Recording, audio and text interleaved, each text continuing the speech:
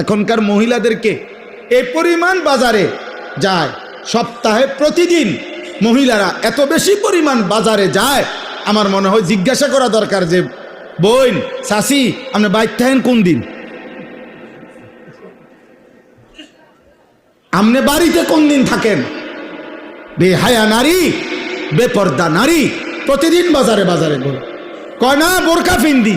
আমনে যেই বোরকা ফিনদেন বোরকার উপরেও 3টা ফাট্টা লাগাইছেন, বোরকার উপরেও 3-4 রকমের কালার লাগাইছেন, এটারে ডিজাইন করছেন এত রকমের, উদ্দেশ্য একটাই যেমনে হোক বেড়ই তো আমার দিকে চাইতেই হইব।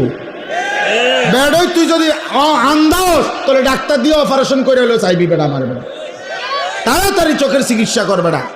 এত কষ্ট করিয়া 1 ঘন্টা লাগাইয়া পাউডার ডলছি, ফেয়ার এন্ড লাভলি ডললাম, মেকআপ ডললাম, এত রঙের কাপড় লাগাইলাম, এত জোড়া তালি দিলাম কাপড়ের মধ্যে, লাল কালার কদ্দুর, হলুদ কদ্দুর, বেগুনি কদ্দুর, মাথার উপরে একটা, আবার গোলাপ ফুল কদ্দুর, আবার এইটা কদ্দুর, এত কিছু মিলাইয়া উদ্দেশ্য কি?